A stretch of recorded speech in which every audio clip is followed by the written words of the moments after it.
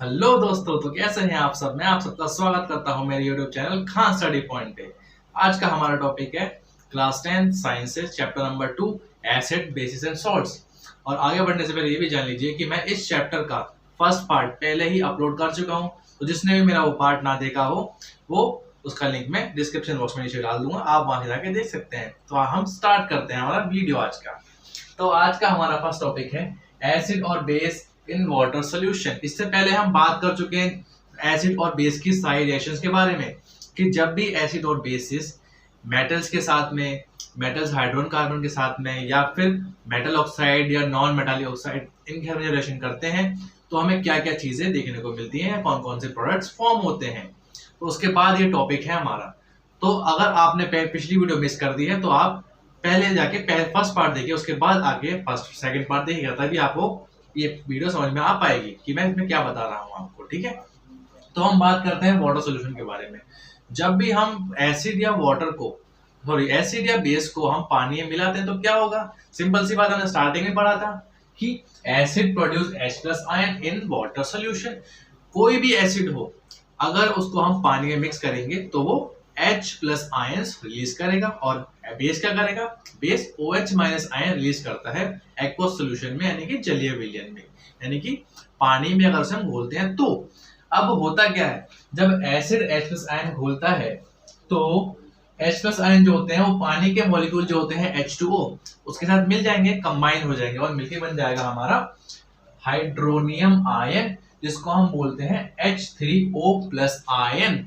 H plus ion मिले और H2O plus ion मिल गए, मिलकर बन गए H3O प्लस आयन, जिसको हमने नाम दिया है हाइड्रोनियम आयन। इसे हम समझते हैं इस एग्जांपल से, जैसे कि ये H प्लस आयन किसी एसिड से रिलीज हुए, H2O पानी में होते ही है पहले से, दोनों मिक्स हो गए और मिलके बन गया H3O प्लस आयन, यानी कि हाइड्रोनियम आयन। अब हम एग्जांपल लेते हैं, दूसरा एग्जांपल, जैसे कि यहाँ पर प्रॉपर एग्जांपल दिया हुआ है। एक हमारा ये एसिड है HCl यानी कि हाइड्रोक्लोरिक एसिड, साथ में पानी यानी कि पानी में घोल रहे हैं, जलीय विलयन है, एक्वस सॉल्यूशन है, मिलकर क्या बन जाएगा, इसका H प्लस आयन निकलेगा और इसके पास में H2O आयन है ही पहले से, और इसका H और इसका H दो, और ये तीन हो जाएंगे H, और O का O आ जाएगा यहाँ पर, इससे बन जाएगा हमारा ये हाइड्रोनियम आयन, और यहाँ पे जो क्लोरीन बच गया वो अलग हो गया। इस तरीके से रिएक्शन होती है किसी भी एसिड की पानी में या पानी के साथ। ठीक है, आगे चलते हैं। Basis give OH minus ion, हमने पढ़ा था पीछे कि जितने भी बेस होते हैं वो OH माइनस आयंस ही रिलीज करते हैं जब भी उसे हम पानी में मिलाते हैं या घोलते हैं। तो अब देखते हैं एग्जांपल से। NaOH क्या है, ये NaOH है हमारा सोडियम हाइड्रोक्साइड। इसको हमने घोला है पानी में तो क्या होगा, ये Na प्लस आयन जो है ये तो अलग हो गए, और यहां से जो OH माइनस रिलीज हुए वो इसके साथ, सॉरी इसके पानी में मिलाकर OH माइनस आयन निकल जाएंगे और ये अलग हो जाएंगे। ठीक है, तो कितना पानी में घोला है हमने, और पानी में घोलने पर OH माइनस आयन जो है रिलीज हो जाते हैं किसी भी बेस में से। क्लियर है, ठीक है, तो आगे चलते हैं। अब हम बात करते हैं एसिड के बारे में। ठीक है, एसिड हो चाहे बेस हो। ठीक है, अब ये जो क्वेश्चन मैं आपको बताने जा रहा हूं इसको बहुत ध्यान से सुनिएगा। ये क्वेश्चन आपके एग्जाम में बहुत बार पूछा जाता है, मोस्ट इंपॉर्टेंट क्वेश्चन है इस चैप्टर का, कि ये हमें रिकमेंड क्यों करा जाता है कि हमें हमेशा पानी में ही एसिड को मिलाना है, ना कि एसिड में पानी को। यहाँ पर मैंने दो कंडीशन आपको बना के दिखाई गई है। इसमें पहले कंडीशन में क्या हो रहा है कि एसिड यहाँ पर है कंटेनर में और ऊपर से हम पानी डाल रहे हैं, और सेकंड कंडीशन है कि अंदर पानी है कंटेनर में और ऊपर से हम एसिड डाल रहे हैं। तो आपको ये समझना है कि इन दोनों में से कौन सा तरीका राइट है, सही है। तो ये तरीका जो है ये तो रॉन्ग है, और ये तरीका एब्सोल्युटली राइट है। अब ये राइट क्यों है हमें ये समझना है बड़े ध्यान से। देखते हैं, अगर हम एसिड को पहले ही कंटेनर में डाल देते हैं, और एसिड जो होता है वो ज्यादा रिएक्टिव होता है, अगर हमने गलती से भी एसिड की क्वांटिटी ज्यादा ले रखी है हमने और ऊपर से हम पानी डालेंगे तो क्या हो सकता है, cause mixture to splash out. तो वो जो मिक्सचर होगा, अगर हमने उसको टेस्ट ट्यूब को हाथ में पकड़ा हुआ इस तरीके से, तो वो हमारे हाथ के ऊपर ऐसे गिर सकता है। और second condition, breaking the glass container, या फिर जो भी मैंने ग्लास कंटेनर लिया होगा जिसके अंदर हमने उसके एसिड को रखा है वो टूट सकता है, फट सकता है, जिससे हमारी बॉडी को या हमारे फेस को, हाथ, हैंड को हार्म हो सकता है। इसीलिए ये जो मेथड है एसिड में पानी मिलाना, ये रॉन्ग माना जाता है, ये हमारे लिए खतरनाक भी हो सकता है। इसलिए हमें हमेशा ध्यान देना है कि हमेशा पानी में ही एसिड को मिलाना है, क्योंकि ये जो प्रोसेस होती है पानी और एसिड के मिलने की, ये बहुत ज्यादा एक्सोथर्मिक रिएक्शन होती है। इसमें बहुत ज्यादा क्वांटिटी में हीट रिलीज होती है। इसलिए कभी भी टेस्ट ट्यूब या फिर जो सोल्यूशन है एसिड का, वो ऊपर आ सकता है और हमारे हाथ को या हमारे कपड़ों को या हमारे फेस को हार्म कर सकता है। समझ में आया? क्लियर है? ठीक है, तो आगे चलते हैं। ठीक है, तो अब हम बात करते हैं यूनिवर्सल इंडिकेटर क्या होता है। देखते हैं। It is a mixture of several indicators, मतलब ये बहुत सारे इंडिकेटर्स का मिक्सचर क्या होता है। अब हमने पहले ही पढ़ चुके हैं कि इंडिकेटर्स क्या होते हैं। इंडिकेटर्स वो सब्सटेंस होते हैं या वो क्या बोलते हैं, चीज़ होती है ऐसी जिसकी मदद से हम आइडेंटिफाई कर पाते हैं उनके कलर में चेंज आने की वजह से या फिर स्मेल में चेंज आने की वजह से कि जो सोल्यूशन है वो सोल्यूशन एसिड है या बेस है। वो तो होते हैं इंडिकेटर्स। अब ये जो होता है ये बहुत सारे इंडिकेटर्स का मिक्सचर होता है जो क्या करता है, it shows different colour at different concentration of H+ ion in the solution. तो इसमें बहुत सारे कलर होते हैं, red, blue, red, white, green, yellow etcetera etcetera, इसमें कलर होते हैं जो कि H+ आयन की कंसंट्रेशन के हिसाब से अलग अलग कलर शो करता है और उन कलर के हिसाब से हम बता पाते हैं कि ये सॉल्यूशन जो है वो एसिडिक है, बेसिक है या न्यूट्रल है। तो अब आगे बढ़ते हैं pH स्केल पर। pH स्केल जो होता है यूनिवर्सल इंडिकेटर ही होता है वो भी। ठीक है, अब समझ लेते क्या होता है ये एक ऐसा स्केल होता है मेजरिंग H+ आयन कंसंट्रेशन, जो कि H+ आयन की कंसंट्रेशन को नापता है किसी सॉल्यूशन में। ठीक है, अब यहाँ पे जो P वर्ड होता है इस pH के अंदर, जो P वर्ड होता है, ये P वर्ड आया कहाँ से है? P का मतलब क्या होता है? P का मतलब होता है पोटेंस। अब ये पोटेंस एक ऐसा वर्ड है जो कि जर्मन वर्ड है। ठीक है, पोटेंस जो है, पोटेंस एक जर्मन वर्ड है जिसका मतलब होता है जर्मनी में पावर। ठीक है, क्योंकि जो pH स्केल है, ये pH स्केल पावर नाप रहा है H+ आयन कंसंट्रेशन की, कि किसी सॉल्यूशन में H+ आयन कितने ज़्यादा हैं या कितने कम है, यानी कि उसमें पावर कितनी है। ठीक है, अगर H+ आयन ज़्यादा होंगे तो मतलब एसिडिक, H+ आयन कम होंगे तो मतलब बेसिक। ठीक है, समझ में आया? इतना टॉपिक क्लियर है? ठीक है, तो आगे चलते हैं। तो दोस्तों अब हम pH स्केल को थोड़ा डिटेल में समझते हैं कि इसकी मदद से हम किस तरीके से पता लगाते हैं कि कौन सा सोल्यूशन एसिड है, कौन सा सोल्यूशन बेस है और कौन सा सोल्यूशन न्यूट्रल है। ठीक है, तो देखते हैं यहाँ पर। तो pH स्केल दिखने में कुछ इस तरीके से होता है।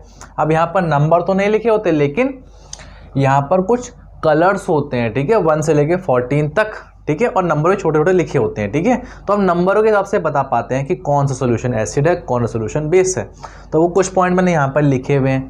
पहले हम चलते हैं इस पॉइंट पे। ठीक है, कि अगर pH स्केल मोर देन 7, यानी कि 7 नंबर कहाँ पर, 7 नंबर यहाँ पर है। ठीक है, अगर pH स्केल को अगर हम डुबोते हैं, डिप करते हैं किसी भी सोल्यूशन में, और अगर उसकी वैल्यू मोर देन 7 यानी कि 7 से ज़्यादा आती है, यानी कि इसके राइट साइड में से कोई भी वैल्यू आती है, यानी कि 8 से लेकर 14 तक अगर कोई भी वैल्यू आती है pH स्केल की, तो मतलब वो एक बेसिक सॉल्यूशन होगा। ठीक है, इतनी बात क्लियर है? ठीक है, आगे चलते हैं फिर। अब अगर pH स्केल की वैल्यू लेस देन है 7, यानी कि 7 से इस बार कम है, यानी कि 7 से इस बार इस साइड में है अगर वैल्यू, यानी कि 1 से लेकर 6 तक pH स्केल की वैल्यू है, तब क्या होगा? तब जो सोल्यूशन होगा वो सोल्यूशन एसिडिक होगा। ठीक है, अब अगर pH स्केल की वैल्यू एग्जैक्ट 7 ही है, तब वो होगा न्यूट्रल। ठीक है, यहाँ लिखा है pH स्केल अगर 7 है तो सोल्यूशन जो होगा वो हो जाएगा न्यूट्रल सोल्यूशन। ठीक है, अगर pH स्केल की value more than 7 basic solution, pH scale की वैल्यू लेस देन 7 यानी कि 7 से कम तो एसिडिक सोल्यूशन, और अगर एग्जैक्ट 7 तो न्यूट्रल सोल्यूशन। ठीक है, इतनी बात क्लियर है? ठीक है, फिर आगे चलते हैं। अब अगर हम बात करते हैं डाइल्यूटिंग के बारे में। ठीक है, हम पिछले पार्ट में पढ़ चुके हैं कि डाइल्यूशन क्या होता है। डाइल्यूशन एक ऐसी प्रोसेस होती है जिसमें हम, जैसे मान लो कोई एसिड है हमारा, अगर वो एसिड कॉन्सनट्रेटेड है, ठीक है, यानी कि वो एक स्ट्रॉन्ग एसिड है, वो तो उसमें H+ आयन की क्वांटिटी थोड़ी ज़्यादा है। अब अगर हमें उसमें H प्लस आयन की क्वांटिटी थोड़ी कम करनी है, मात्रा थोड़ी कम करनी है, तो हम क्या करेंगे, उसके अंदर पानी मिला देंगे। तो उसके अंदर जो H प्लस आयन की जो क्वांटिटी होगी, कंसंट्रेशन होगी पर यूनिट वॉल्यूम, वो कम हो जाएगी और इस प्रोसेस को बोलते हैं हम डाइल्यूशन। ठीक है। अब अगर हम डाइल्यूशन करते हैं किसी भी एसिड का, तो पीएच स्केल जो होगा वो इंक्रीज हो जाएगा। ठीक है, समझे। अगर हम किसी भी पीएच स्केल का अगर हम किसी भी एसिड का डाइल्यूशन करेंगे तो पीएच स्केल बढ़ेगा। बढ़ने का मतलब नंबर राइट साइड में जाएगा। और अगर हम पीएच स्केल की वैल्यू को डाइल्यूट करते हैं किसी बेस को, तो पीएच स्केल की वैल्यू डिक्रीज हो जाती है। डिक्रीज यानी कि पीएच स्केल की वैल्यू अब 7 से लेफ्ट पार्ट में भागेगी, क्योंकि लेफ्ट साइड में एसिडिक क्वांटिटी होती है, एसिडिक सॉल्यूशन होता है। ठीक है, इतनी बात क्लियर है। अब आप आगे चलते हैं। जैसे एग्जांपल के लिए मान लीजिए हमने पीएच की जो वैल्यू है ले रखी है हमने, मान लो 2 है। ठीक है, और किसी दूसरे की है 3, और एक की है मान लीजिए 8, और किसी एक और सॉल्यूशन की है मान लीजिए 9। ठीक है, हमने 4 अलग अलग सॉल्यूशन लिए और एक की वैल्यू है 2, एक की 3, एक की 8 और एक की 9। हमने एग्जांपल के लिए ऐसे मान लिया है। ठीक है, अब अगर हमें ये पूछा जाए, पहले तो ये बताइए कि इन चारों सॉल्यूशन जो है ये एसिडिक हैं या बेसिक हैं। ठीक है, तो हमें क्या ध्यान देना है, अगर नंबर 7 से कम है तो वो एसिडिक है, और अगर नंबर 7 से ज़्यादा आता है तो बेसिक है, और अगर एग्जैक्ट 7 है तो न्यूट्रल। तो देखते हैं, 7 से कम एक ये है, 7 से कम ये भी है, यानी कि ये दोनों तो हो गए एसिडिक सॉल्यूशन, और 7 से ज़्यादा है ये दोनों नंबर 7 से ज़्यादा है, यानी कि ये बेसिक सॉल्यूशन में आ जाएंगे। ठीक है, इतना तो क्लियर है, इतना आसान है। लेकिन अब इसके बाद अगर ये आपसे पूछ लिया जाए, जैसे ये दोनों तो जो हमारे एसिडिक सॉल्यूशन है, तो इन दोनों में से ज़्यादा एसिडिक कौन है, इन दोनों में से ज़्यादा एसिडिक कौन है, और इन दोनों में से ज़्यादा बेसिक सॉल्यूशन कौन सा है। तो जिस भी पीएच की वैल्यू ज़्यादा कम होगी एसिडिक वाले में, तो 2 और 3 में से 2 की वैल्यू ज़्यादा कम है, क्योंकि हम पीएच स्केल में जितना लेफ्ट साइड की तरफ आते हैं उतनी ही पीएच की वैल्यू कम होगी, और एसिडिक क्वांटिटी, एसिडिक सॉल्यूशन जो होगा वो ज़्यादा एसिडिक हो जाएगा। ठीक है, ऐसे अगर हम राइट साइड में आगे बढ़ते हैं तो जो हमारा बेसिक सॉल्यूशन होगा वो उतना ही ज़्यादा बेसिक होता चला जाएगा। ठीक है, तो 2 और 3 में से ज़्यादा एसिडिक 2 हो जाएगा। ठीक है, और कम एसिडिक 3 होगा। ठीक है, अब अगर हम बात करते हैं बेसिक वाले की, बेसिक में कौन सा ज़्यादा बेसिक है, तो इसमें होता है ठीक उल्टा, जो नंबर जितना बड़ा होगा वो उतना ही ज़्यादा बेसिक होगा। तो 8 और 9 में से ज़्यादा बड़ा नंबर 9 है, तो यानी कि 9 जो है पीएच स्केल वो ज़्यादा बेसिक है एज़ कम्पेयर टू नंबर 8। ठीक है, इतना क्लियर है। आगे चलते हैं। तो दोस्तों अब हम बात करते हैं अगले टॉपिक के बारे में, जो कि है सॉल्ट यानी कि लवण। लवण क्या होते हैं देखते हैं। These are compounds formed from reaction of acid and bases। ये वो सब्सटेंस होते हैं जो कि एसिड और बेस की जब रिएक्शन होती है उसके बाद बनते हैं। ठीक है, जब हमने पीछे रिएक्शन करी थी न्यूट्रलाइजेशन रिएक्शन, याद कीजिएगा फर्स्ट पार्ट में, जिसने ना देखी वो जाके देख सकता है उस वीडियो को। ठीक है, उसी के बाद आपको उसको समझ में आ पाएगा कि मैं यहाँ क्या बता रहा हूँ। जब भी हम एसिड और बेस की रिएक्शन एक साथ करवाते हैं तो उसके बाद जो नया सब्सटेंस बनता है वो सब्सटेंस सॉल्ट होता है। ठीक है, अब 10th क्लास में आपके सिलेबस में सिर्फ 5 ही सॉल्ट दिए गए हैं, वो 5 सॉल्ट यहाँ लिखे गए हैं। देखते हैं कौन कौन से हैं। फर्स्ट है सोडियम हाइड्रोक्साइड, फॉर्मूला होता है NaOH। सेकंड है ब्लीचिंग पाउडर यानी कि CaOCl2 इसका फॉर्मूला होता है। ब्लीचिंग पाउडर को हिंदी में बोलते हैं हम विरंजक चूर्ण। थर्ड होता है बेकिंग सोडा यानी कि खाने वाला सोडा, फॉर्मूला NaHCO3। फोर्थ होता है वॉशिंग सोडा यानी कि धोने वाला सोडा हिंदी में, formula Na2CO3 10H2O। 5 plaster of Paris, formula होता है CaSO4.12H2O। ठीक है, तो हम इन्हीं 5 सॉल्ट्स के बारे में डिटेल में चलिए पढ़ते हैं नेक्स्ट स्लाइड्स पे। तो दोस्तों अब हम बात करते हैं हमारे फर्स्ट सॉल्ट के बारे में, जो कि है सोडियम हाइड्रोक्साइड। देखते हैं। When electricity is passed through an aqueous solution of NaCl, यानी कि जब हम NaCl के जलीय विलयन यानी कि एक्वस सॉल्यूशन में से क्या पास करवाते हैं, इलेक्ट्रिसिटी पास करवाते हैं, तो इट डिकम्पोजेस, तो NaCl जो होता है वो डिकम्पोज होता है यानी कि टूट जाता है और बना देता है NaOH यानी कि सोडियम हाइड्रोक्साइड, जो कि हमारा सॉल्ट है। ठीक है, यहाँ पर ये बताएगा कि NaOH हमारा कैसे बनता है। सोडियम हाइड्रोक्साइड की ये बनने की ये प्रोसेस होती है जब हम इलेक्ट्रिसिटी पास करते हैं NaCl के एक्वस सॉल्यूशन में, तो वो डिकम्पोज होकर NaOH फॉर्म कर देता है और हम इस प्रोसेस को क्लोर एल्कली प्रोसेस के नाम से भी जानते हैं। तो अगर एग्जाम में पूछा जाता है कि फॉर्मेशन ऑफ NaOH बताओ या फिर क्लोर एल्कली और प्रोसेस डिफाइन करो, तो यही सेम लाइन आपको लिख कर आनी है। ठीक है, आगे चलते हैं। फिर अब इसकी जो पूरी रिएक्शन है वो रिएक्शन ये लिखी गई है। ठीक है, क्या बोला गया था कि NaCl का सॉल्यूशन होगा। ठीक है, NaCl है यहाँ पर, अब पानी है तो पानी तो होगा ही होगा। ठीक है, क्योंकि पानी है तभी तो होगा जब उसका एक्वस सॉल्यूशन, अगर पानी नहीं होगा तो सॉल्यूशन कहाँ से बनेगा, एक्वस। अब यहाँ पर जो है ये इलेक्ट्रिसिटी दी गई है, इलेक्ट्रिसिटी देने की वजह से ये NaCl डिकम्पोज हो गया है NaOH में, और साथ में जो दो टर्मिनल्स होंगे एनोड और कैथोड, तो एनोड पर जो आएगा हमारा क्लोरीन गैस और कैथोड पर हाइड्रोजन गैस इकट्ठी हो जाएगी, और कैथोड के पास में इकट्ठा होगा NaOH, जो कि यहाँ लिखा हुआ है एट एनोड क्लोरीन गैस, यानी कि एनोड वाले पोर्शन पे क्लोरीन गैस इकट्ठी हो जाएगी, कैथोड वाले पोर्शन पे हाइड्रोजन गैस इकट्ठी हो जाएगी, और कैथोड के पास NaOH बनकर तैयार हो जाएगा, इकट्ठा हो जाएगा। ठीक है, आगे चलते हैं। अब यहाँ बताए गए हैं यूज, इस्तेमाल, इस रिएक्शन में जो जो प्रोडक्ट्स फॉर्म हुए हैं उनका हम कहाँ का इस्तेमाल कर सकते हैं। ठीक है, फर्स्ट यहाँ यूज बात करी गई है हाइड्रोजन के बारे में। हाइड्रोजन का इस्तेमाल हम फ्यूल्स यानी कि ईंधन के रूप में करते हैं। ठीक है, जैसे कि एग्जांपल इसका रॉकेट का जो फ्यूल होता है उसमें हाइड्रोजन का इस्तेमाल किया जाता है बनाने के लिए। सेकेंड है क्लोरीन।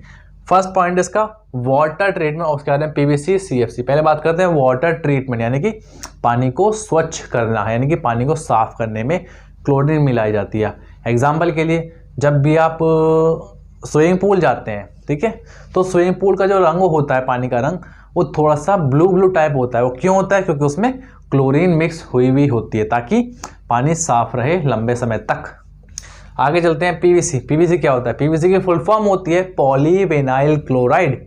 अब ये क्या होती है? एक ऐसी लेयर होती है जो कि वायर्स के ऊपर चढ़ी होती है, रबर टाइप की लेयर जो होती है, जो कि हमें इलेक्ट्रिक करंट से प्रोटेक्ट करती है हमारी बॉडी को। ठीक है, आगे चलते हैं CFC पे। CFC का फुल फॉर्म होती है C से क्लोरो, F से फ्लोरो, C से कार्बन, यानी कि क्लोरो फ्लोरोकार्बन। ठीक है, ये ऐसी गैस होती है जो कि ग्लोबल वार्मिंग में, ग्रीन हाउस इफेक्ट में बहुत ज़्यादा प्रभावी गैसें हैं। ठीक है, इनकी वजह से ग्लोबल वार्मिंग बहुत ज़्यादा बढ़ता जा रहा है। ठीक है, आगे चलते हैं HCl।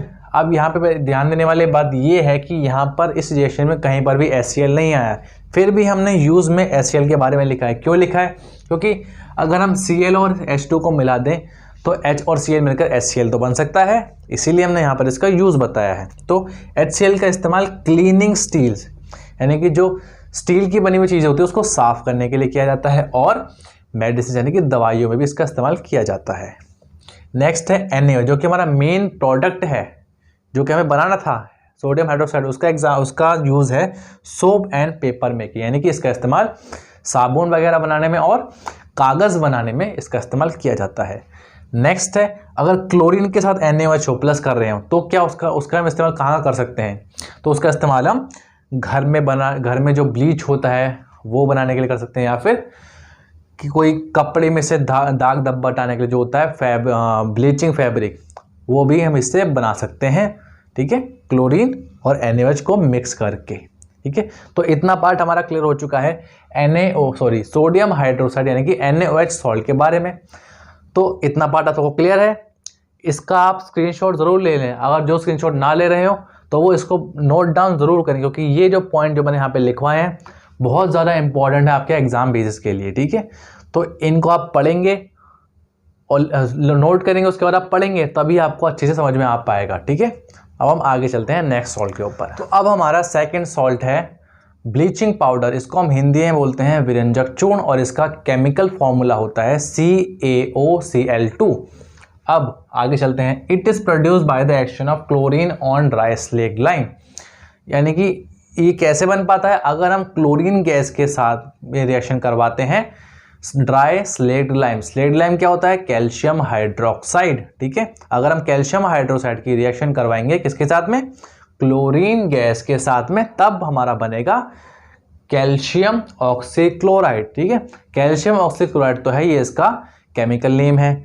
और अगर पूछ रहा है इसका कॉमन नेम, तो कॉमन नेम होता है ब्लीचिंग पाउडर, ठीक है। तो एग्जाम में ये भी क्वेश्चन आता है कि किसी इस सब्सटेंस, जैसे कोई फॉर्मूला लिख के दे दिया आपको, ठीक है, फॉर्मूला ये आपको ये लिख के दिया है, ठीक है ना, एग्जाम्पल के लिए। अब पूछ सकते हैं इसी जो फॉर्मूले का है आप केमिकल नेम बताइए और कॉमन नेम बताइए, ठीक है। तो उसका केमिकल नेम तो हो जाएगा कैल्शियम ऑक्सीक्लोराइड और इसका कॉमन नेम होगा ब्लीचिंग पाउडर, ठीक है। आप देखते हैं क्लोरीन प्लस CaOH का होल ट्वाइस मिलके बनना है CaOCl2 और H2O, और ये रिएक्शन आप देखेंगे तो ये रिएक्शन बैलेंस भी है।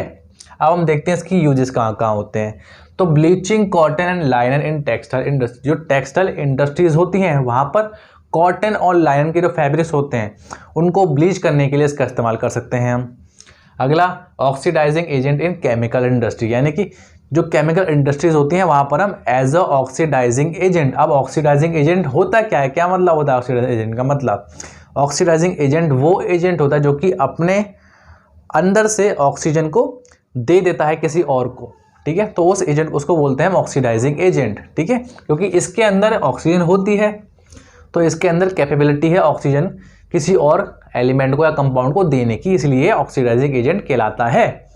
थर्ड, डिसइंफेक्टिंग ड्रिंकिंग वाटर, पीने के पानी को कीटाणु मुक्त करने के लिए, कीटाणु रहित करने के लिए, ठीक है, इसका इस्तेमाल हम कर सकते हैं क्योंकि इसमें क्लोरीन भी आ रहा है, ठीक है। और क्लोरीन का इस्तेमाल हम पानी को साफ करने के लिए करते हैं, इसलिए इसका यूज़ ये यहाँ पर भी होता है। इतना पार्ट क्लियर है आपको? अगर आपको कुछ भी दिक्कत हो इस पार्ट में तो आप कमेंट सेक्शन में मुझे बता सकते हैं, मैं उसको पूरा सॉल्व कर दूँ आपके डाउट को, ठीक है। वैसे ही इतना मैंने बता दिया, आपको कोई दिक्कत होनी नहीं चाहिए, ठीक है। तो अब आगे चलते हैं। अब हम बात करते हैं हमारे थर्ड सॉल्ट के बारे में, जो कि है बेकिंग सोडा, यानी कि खाने वाला सोडा।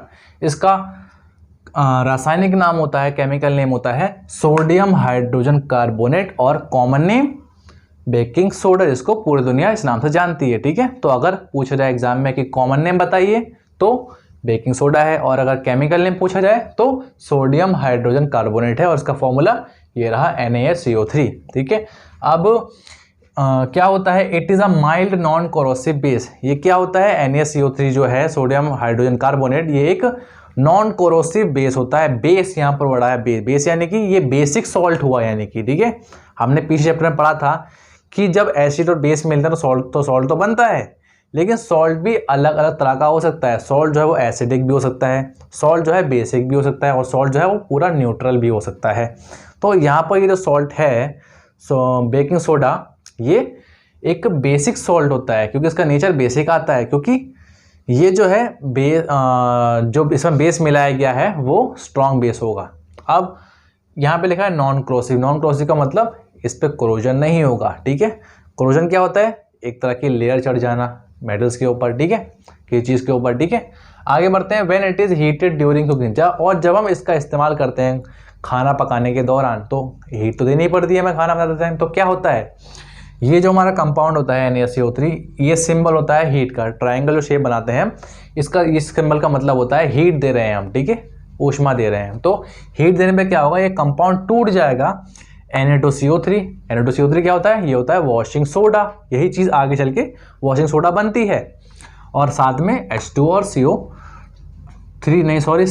है यहाँ पर, ठीक है। CO2 में टूट जाता है, यानी कार्बन डाइऑक्साइड में, ठीक है। अब बात करते हैं इसके इस्तेमाल की, कहाँ का इसका इस्तेमाल हो सकता है। यूज्ड इन फायर एक्सटिंग्विशर्स, जो अग्निशामक यंत्र होते हैं, आग बुझाने के लिए इसका इस्तेमाल करा जाता है, उसमें उसको हम बेकिंग सोडा की मदद से बना सकते हैं, ठीक है। अगला है an ingredient in ant acid, मतलब एंट एसिड बनाने में एक ये इंग्रेडिएंट होता है, ठीक है। इसका इस्तेमाल किया जाता है एंट एसिड बनाने में। अब एंट एसिड होता क्या है? मैंने आपको पिछले पार्ट में एग्जांपल दिया था, जैसे कि हम कुछ खाना खाते हैं, ठीक है, तो हमारे पेट में कभी क्या होती है? एसिडिटी होती है, जलन होती है हमारे पेट में, तो हम क्या करते हैं? इनो खाते हैं, जिससे क्या है? एसिड का इफेक्ट कम हो जाता है। और इनो क्या होता है? इनो नेचर में बेसिक होता है, ठीक है। तो एंट एसिड वही होता है जो कि एसिड की इफेक्ट को कम कर देता है, जो कि नेचर में बेसिक होता है, ठीक है। तो उसमें भी एक इंग्रेडिएंट के रूप में काम करता है ये हमारा बेकिंग सोडा। अगला है फॉर मेकिंग बेकिंग पाउडर। अब ये पढ़ रहे हैं हम बेकिंग सोडा और बेकिंग पाउडर थोड़ा सा अलग होता है। अब बेकिंग पाउडर बनता कैसे, मिक्सचर ऑफ बेकिंग सोडा। अगर हम बेकिंग सोडा जो हमें दिया गया उसके साथ हम क्या मिला दें, टार्टरिक एसिड मिला दें, ठीक है। टार्टरिक एसिड के साथ अगर हम बेकिंग सोडा मिला देंगे तो वो कन्वर्ट हो जाएगा बेकिंग पाउडर में, ठीक है। अब इसका इस्तेमाल क्या होता है, when baking powder is heat. आप उसके बाद जब हम खाना पकाते टाइम बेकिंग पाउडर को गर्म करेंगे तो क्या होगा, या फिर पानी मिलाएंगे तो क्या होगा, तो CO2 गैस जो है प्रोड्यूस हो जाएगी, यानी कार्बन डाइऑक्साइड गैस निकलेगी। और क्या होगा इससे, which causes bread and cake to rise. जिसकी मदद से क्या होता है, जब हम जो ब्रेड होता है या केक होता है वो थोड़ा सा फूल जाता है, ठीक है, फिर वो क्या हो जाता है, सॉफ्ट एंड स्पॉन्जी। तो उसका ऊपर का पार्ट जो फूला पार्ट होता है वो पार्ट थोड़ा सा मुलायम सा स्पॉन्जी टाइप, जो कि पिचकने वाला थोड़ा सा होता है, ठीक है, स्पॉन्जी टाइप, ठीक है। तो वो CO2 की वजह से होता है, क्योंकि हमने बेकिंग पाउडर को हीट किया है, इस वजह से CO2 प्रोड्यूस हुई और CO2 की वजह से ही ये फ्लफीनेस आ पाई है, सॉफ्टनेस आ पाई है, ठीक है। तो इन जगह पर इसका इस्तेमाल होता है बेकिंग पाउडर का या बेकिंग सोडा का, क्योंकि बेकिंग पाउडर बेकिंग सोडा से ही मिलके बनता है। वॉशिंग सोडा यानी कि धोने वाला सोडा, ये कैसे बनता है, रिक्रिस्टलाइजेशन ऑफ सोडियम कार्बोनेट, ठीक है, गिव्स वॉशिंग सोडा।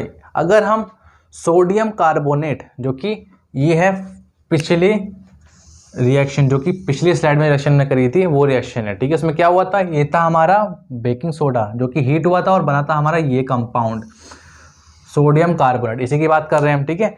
तो ये सोडियम कार्बोनेट को जब हम करते हैं रिक्रिस्टलाइज, यानी कि इसमें हम पानी मिला रहे हैं, क्योंकि इसमें अभी पानी नहीं है, पानी के मॉलिक्यूल्स नहीं है।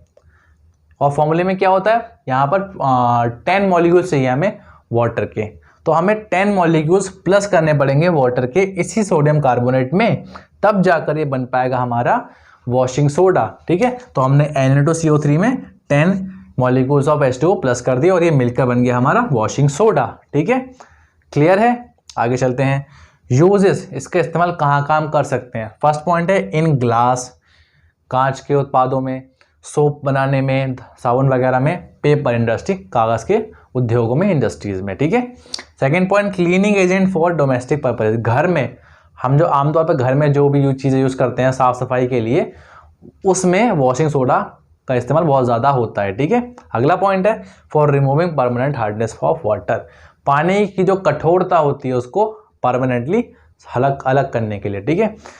आमतौर पर जो अपने घर में हम पानी यूज़ करते हैं वो होता है हमारा H2O, लेकिन एक पानी होता है हमारा, वो होता है हमारा खारा पानी, सॉल्टी वाटर, जो कि समुद्र में पाया जाता है। उसका फॉर्मूला जो होता है वो होता है D2O, ठीक है।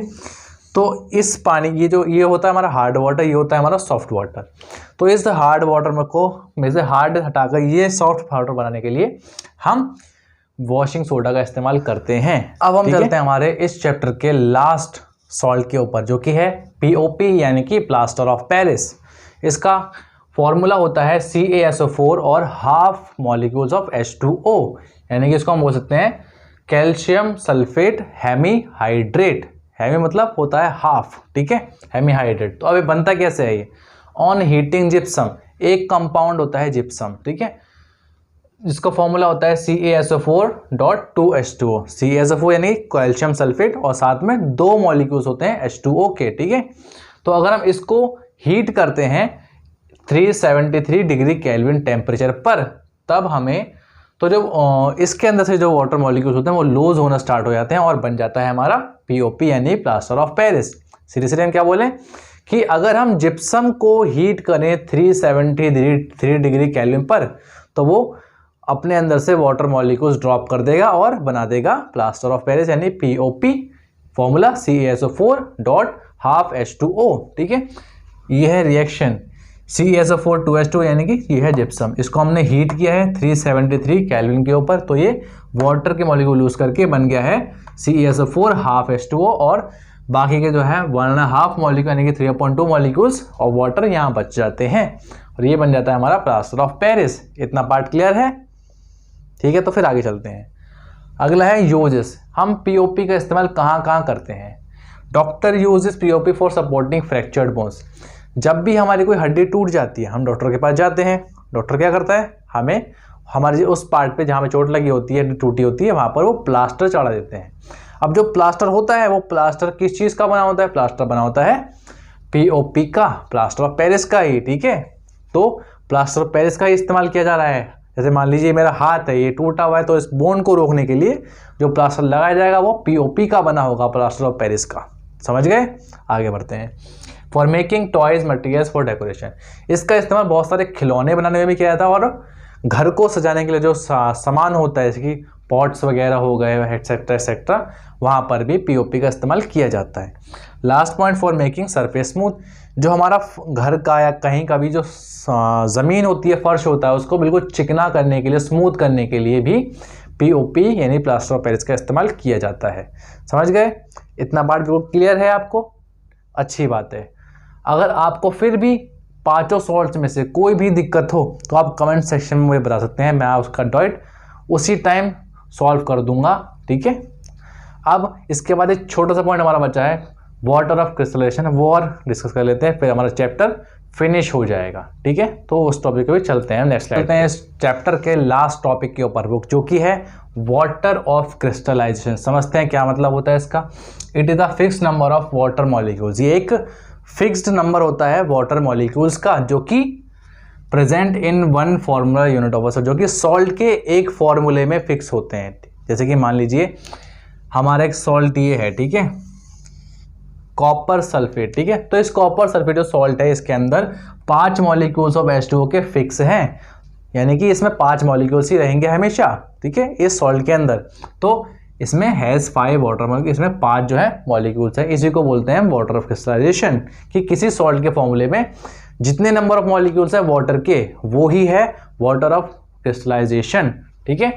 सेकंड एग्जाम्पल समझते हैं, Na2CO3 10H2O, ये क्या है हमारा? ये है हमारा वॉशिंग सोडा। इसके अंदर क्या है? 10 मॉलिक्यूल्स आ रहे हैं वाटर के, तो हमने यहाँ पे लिखा है हैज़ 10 मॉलिक्यूल्स ऑफ वाटर, क्योंकि यहाँ पर 10 मॉलिक्यूल्स हैं पानी के, वाटर के। नेक्स्ट एग्जांपल, CuSO4 2H2O, क्या चीज़ है? इसे बोलते हैं हम जिप्सम। यहाँ पर H2O के कितने मॉलिक्यूल्स हैं? 2 मॉलिक्यूल्स है, तो हमने यहाँ पे लिखा है 2 वाटर मॉलिक्यूल्स, ठीक है, क्योंकि यहाँ पर पानी के 2 मॉलिक्यूल्स लिखे हुए हैं। और इस फॉर्मूले में हमेशा इतने ही मॉलिक्यूल्स रहेंगे, इसमें इतने ही मॉलिक्यूल्स रहेंगे, इसमें इतने ही मॉलिक्यूल्स रहेंगे, ठीक है। तो ये यहाँ पर ख़त्म होता है हमारा ये टॉपिक भी। अगर इसके बाद भी अगर किसी भी बच्चे को पूरे चैप्टर में से कोई भी डाउट हो तो वो कमेंट सेक्शन में लिख के बताए, मैं उसको सॉल्व करने की पूरी कोशिश करूँगा। और आज की वीडियो में इतना ही। अब हम मिलेंगे आपको नेक्स्ट वीडियो में नए चैप्टर के साथ में, ठीक है। हमारी वीडियो को प्लीज़ लाइक कीजिए, कमेंट कीजिए अगर आपको हमारी वीडियो पसंद आती है, ठीक है, तभी आप हमारी वीडियो को लाइक कीजिए, वरना हमारी वीडियो को डिसलाइक भी कर सकते हैं अगर आपको समझ में ना आई हो। लेकिन मैं आपको गारंटी देता हूँ कि अगर आप दिल लगाकर मेरी वीडियो को देखेंगे, मेरी वीडियो को एंड तक वॉच करेंगे, तो आप ज़रूर मेरी वीडियो से कुछ ना कुछ सीख पाएंगे और एग्ज़ाम में अच्छा कर पाएंगे। तो मिलते हैं नेक्स्ट वीडियो के साथ। सी यू।